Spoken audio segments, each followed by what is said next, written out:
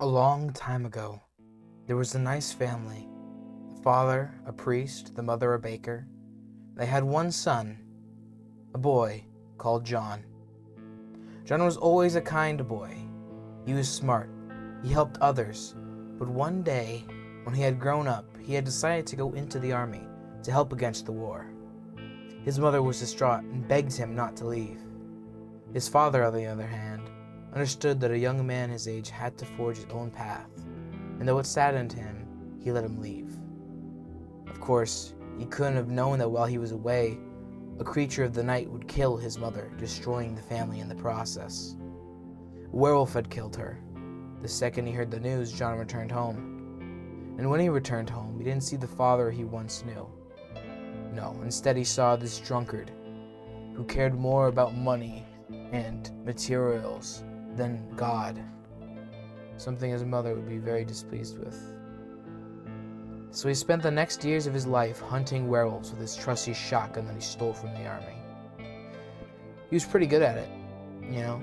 Do you know it's not hard to kill a werewolf in modern times? No, with all you need is a 12 gauge and a silver sword. Use the 12 gauge to shoot off their limbs, and while they can't move, you stab them. It's true that their healing is very quick, but it's not that quick. Then one day he found the werewolf who killed his mother. He was a married man now, and he had a wife. John didn't care. He walked inside and shot them both in the chest with 2 shots of his shotgun.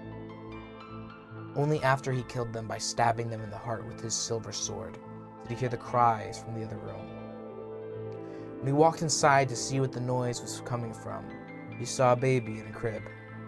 And of course, to John, this was just another monster to kill, another demon to slay. But then John took a look around the room.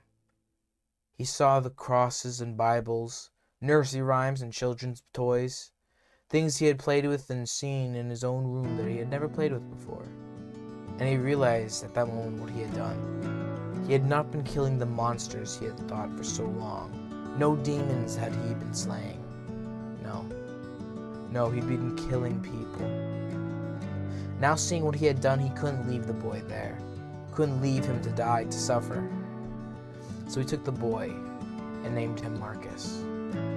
He told himself that when Marcus turned 10, he would tell him what happened to his parents.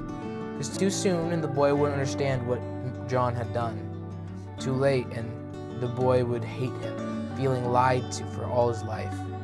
John then spent the next couple of years raising Marcus and trying to make up for what he had done.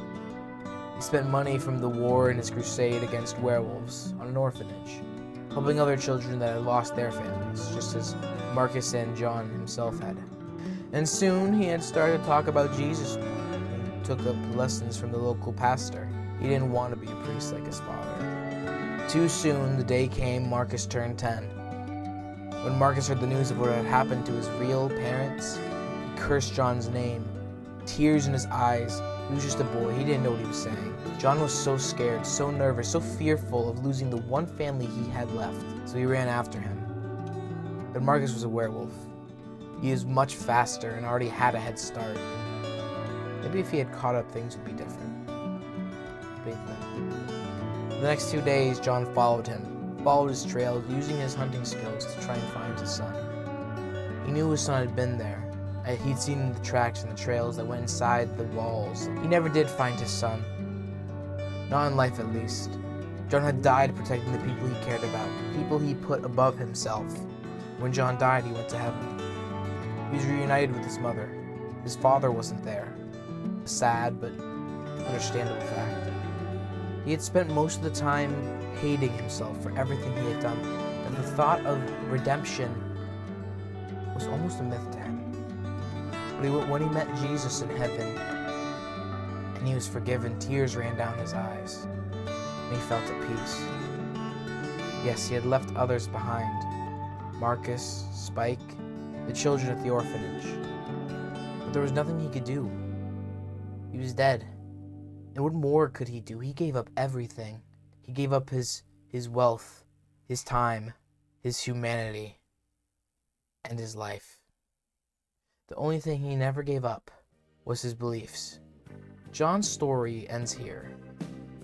but Marcus is still alive. So keep looking. Maybe you'll find him.